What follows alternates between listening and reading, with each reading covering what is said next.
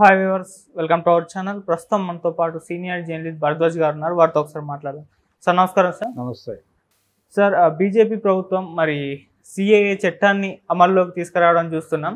అయితే దీనిపైన భిన్నాభిప్రాయాలు అయితే వ్యక్తం అవుతున్నాయి. కొంతమంది దీన్ని వ్యతిరేకరిస్తున్నారు, కొంతమంది దీన్ని సపోర్ట్ చేస్తూ మాట్లాడుతున్నారు. అంటే ఈ సిఏఏ చట్టం వలన అమల్లోకి రావడం వలన భారతదేశంలో ఎటువంటి పరిణామాలు చోటు చేసుకునే అవకాశాలు ఉన్నాయి? అసలు చాలామంది వ్యతిరేకిస్తున్నారు కదా, ఎందుకు వ్యతిరేకిస్తున్నారు అంటారు సార్? ఇప్పుడు మన హైదరాబాదులో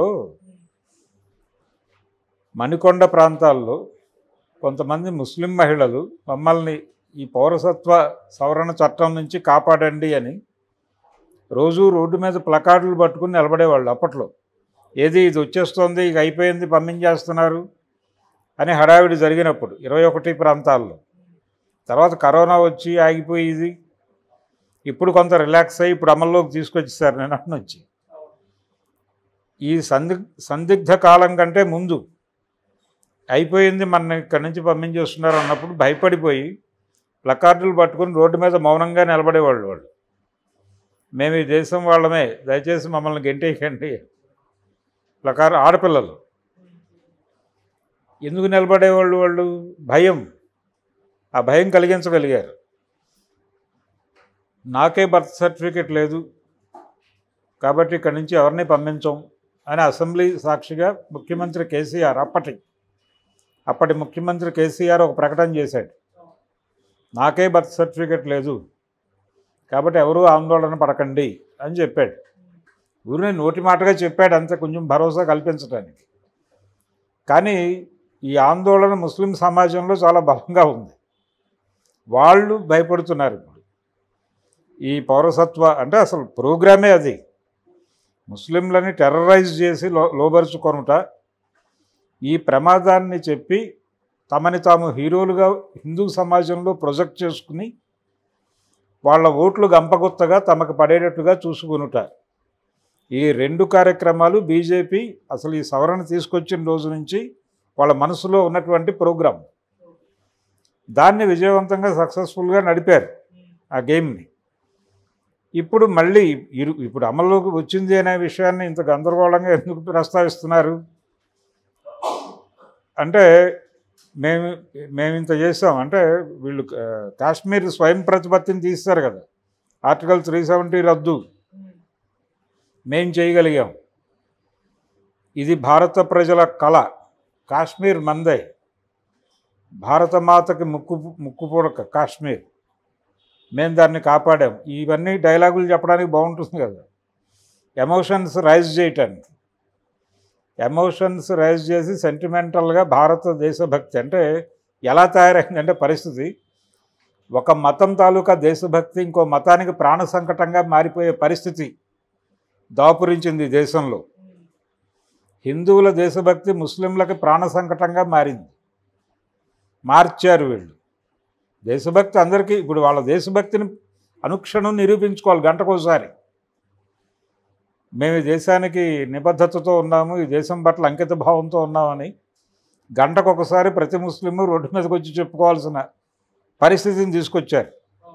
హైదరాబాద్లో ఈ పౌరసత్వ సవరణ చట్టానికి నిరసనగా ఒక పెద్ద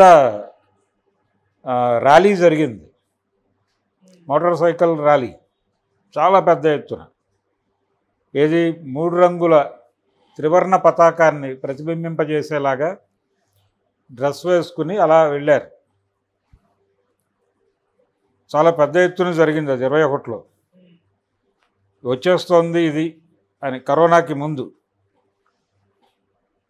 ఏమిటి ముస్లింలందరూ 3 రంగుల జెండా పట్టుకు తిరుగుతున్నారు, వీళ్ళందరూ కాంగ్రెస్ వైపు తిరుగుతున్నారా అని మాట్లాడారు. కాంగ్రెస్ వైపు తిరగటం కాదు, వాళ్ళు జాతీయ జెండా పట్టుకు తిరిగారు, కాంగ్రెస్ జెండా కాదు అది. అలా వికృతంగా వాళ్ళని రెడిక్యూల్గా మాట్లాడిన పరిస్థితి ఉంది దేశంలో. కాబట్టి ఇది ఖచ్చితంగా ముస్లింలను టార్గెట్ చేస్తోంది అనే విమర్శ అయితే బలంగా ఉంది. అది వాస్తవం కూడా, అది కేవలం విమర్శ కాదు. వాళ్ళు ఇప్పటికీ భయపడుతున్నారు. అంటే వాళ్ళని లొంగ తీసుకోవటానికి, టెర్రరైజ్ చేసి లొంగ తీసుకుని, అయ్యా మమ్మల్ని దేశ పౌరులుగా గుర్తించండి, మా దగ్గర ఏమీ లేవు, డాక్యుమెంటేషన్ ఏం లేదు అంటే బుద్ధిగా కమలం గుర్తు కోటై నీకు ఏదో గుర్తింపు చేస్తాం టైపులో ఏదో బేరం నడుస్తుంది. ఇలా వాళ్ళలో అభద్రత కల్పించి టెన్షన్ పట్టుకొచ్చి వాళ్ళని కంట్రోల్లోకి తీసుకోవటం ఒక పద్ధతి. వీళ్ళని టెర్రరైజ్ చేయగలిగాం మేము అని చెప్పి హీరోయిజంగా హిందూ సమాజంలో ప్రొజెక్ట్ అయ్యి వాళ్ళ ఓట్లు కొల్లగొట్టడం అనే కార్యక్రమంలో భాగంగా రేపు పార్లమెంట్ ఎన్నికల్లో గెలుపు లక్ష్యంగా మరొకసారి ఈ దేశంలో మతపరమైనటువంటి విద్వేషాన్ని రెచ్చగొట్టడం ద్వారా తన ఓటు బ్యాంకును కన్సాలిడేట్ చేసుకుంటూ అవతల ఓట్ బ్యాంకును కూడా తన వైపుకి మళ్లించుకోవడంలో భాగంగా ఇప్పుడు ఇది పట్టుకొచ్చారు. ఈ పౌరసత్వ సవరణ చట్టాన్ని అమలు అనే విషయాన్ని ఆల్రెడీ పార్లమెంట్ ఆమోదం పొందింది. అది ఎప్పుడో, ఇప్పుడు కొత్తగా ప్రకటించి టెన్షన్ గురి చేయక్కర్లా. ఎందుకు అమిత్ షా గారు మాట్లాడాడు నిన్న అంటే ఇదే ప్రోగ్రాం, ఈ పనిలో భాగంగానే చేశాడు ఆయన. అందుకని దీని పట్ల మొదటి నుంచి జరుగుతున్నటువంటి అంటే ఈ దేశంలోకి చాలామంది ఇప్పుడు బర్మా నుంచి వచ్చిన వాళ్ళు ఉన్నారు, అందులో ముస్లిమ్స్ ఉన్నారు. వాళ్ళందరూ చాలా ఏరియాల్లో ఉన్నారు. ఇక్కడ హైదరాబాద్లో చాలా పాకెట్స్లో ఉన్నారు. వాళ్ళందరూ టెన్షన్తో ఉన్నారు. వాళ్ళకి తిండి దొరకని పరిస్థితి, ఏదో కూలి చేసుకుని బతుకుతున్నారు. వీళ్ళెవరికి స్థిరమైనటువంటి నివాసాలు ఉండవు. అలాగే పాత బస్తీ ఉంది, హైదరాబాద్ పాత బస్తీ, లేకపోతే ముస్లింలు అధికంగా ఉండేటువంటి ప్రాంతాల్లో అభివృద్ధి ఉండదు అనే మిషతో అక్కడ చిన్న చిన్న సందులు ఉంటాయి, ఆ సందుల్లో బతికేస్తూ ఉంటారు వాళ్ళు అభివృద్ధికి దూరంగా అని చెప్పి. అక్కడ అభివృద్ధి తీసుకొస్తాం, ఫ్లైఓవర్లు వేస్తాం అని చెప్పి వాళ్ళు ఇల్లు బద్దలు కొట్టేసి వాళ్ళు ఎటుపోతారో తెలియదు, వాళ్ళందరినీ విడగొట్టి చీల్చి ఇంకెక్కడికో పంపించేసి వాళ్ళని పాత బస్తీని వాళ్ళని వెకేట్ చేయించడం అనే ప్రోగ్రాంలో భాగంగా అభివృద్ధి అనే పేరుతో వాళ్ళ జీవితాల్లోకి అభివృద్ధి చేస్తామని చెప్పి వాళ్ళు అక్కడి నుంచి గెంటేసే ప్రయత్నం చేయటం, మమ్మల్ని గెంటేస్తారేమో అని చెప్పి వాళ్ళు అడ్డుకుంటే అభివృద్ధి వ్యతిరేకులుగా ముద్రయటం. ఇలా వాళ్ళు ఏం మాట్లాడినా దానికి ఒక నెగిటివ్ సెన్స్ క్రియేట్ చేసి వాళ్ళ మీద దుష్ప్రచారం చేయటం, దాడి చేయటం ఎందుకు చేస్తున్నారంటే హిందూ సమాజం మెప్పు పొందటానికి. యూత్లోకి విపరీతంగా ముస్లిం వ్యతిరేకతను చొప్పించగలిగారు, విపరీతంగా చాలా స్పెసిఫిక్గా. దానిలో క్రైస్తవాన్ని కూడా ఎగ్జంప్షన్ ఇచ్చారు, క్రైస్తవంకు కూడా ఎగ్జంప్షన్ ఇచ్చారు. ఏది సిక్కు మతము, బౌద్ధము వీటితో పాటు ఇచ్చి ముస్లిం అనే పదం లేదు అక్కడ.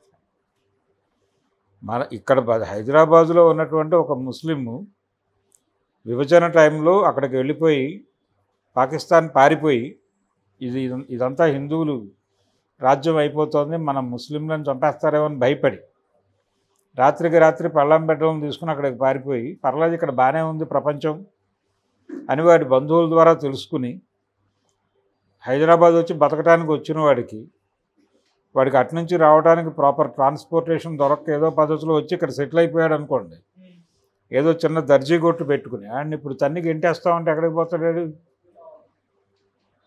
ఇది కదా ప్రమాదం. అందుకని ఇది ఇస్లాంని ముస్లిం సమాజాన్ని కార్నర్ చేస్తూ తీసుకొచ్చినటువంటి సవరణ, అది మాత్రమే విమర్శ దాని మీద ఉన్నది.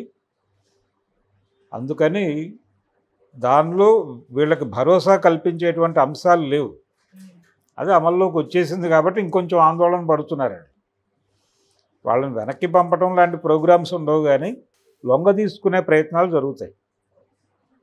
చట్ట పరిధిలోకి తీసుకొచ్చి రెండే చెప్తున్నారు వాళ్ళు, ఇక్కడి నుంచి మీరు ఈ దేశ పౌరులు కాదు అని తేలితే మీ దేశానికి మీరు వెళ్ళిపోవాలి, లేదంటే ఈ దేశపు జైల్లో ఉండాలి. ఏది యాప్ చేసుకుంటారో మీరు చూసుకోండి. రెండే మార్గాలు, ఒకటి జైలుకు పోతారా, మీ దేశానికి పోతారా. ఎలా వెళ్తారు వాళ్ళు? ఇది మా దేశమే అనుకుని కదా వచ్చారు, ఎందుకు టెర్రరైజ్ చేస్తున్నారు మీరు? డాక్యుమెంట్లు లేకపోతే వాళ్ళు దేశ పౌరులు కాదా? దాంతో ఈ డాక్యుమెంట్స్ లేని వాళ్ళందరూ భయపడిపోయి శిబిరాలుగా ఏర్పడి కంగారు పడుతున్నారు. అక్కడ ఆ శిబిరాల్లో మనుషులే కొంతమంది వచ్చి రోడ్ల మీద నిలబడి మేము ఈ దేశ పౌరులమే, దయచేసి మమ్మల్ని గుర్తించండి అని ప్లకార్డులు పట్టుకుని నిలబడుతూ ఉంటారు రోడ్ల మీద. ఓల్డ్ సిటీ రోడ్ల మీదకి వెళ్తే కనిపిస్తాయి ఇలాంటి ఘటనలు. అది విషయం. ఈ పౌరసత్వ సవరణ చట్టం ద్వారా ఈ దేశంలో భారతీయ జనతా పార్టీ అనేటువంటి పార్టీ హిందుత్వ పేరుతో చేస్తున్నటువంటి టెర్రరిజం, హిందుత్వ టెర్రరిజం ఇది, అంతకుమించి ఏమీ లేదు. Okay sir, thank you so much sir. Thank you.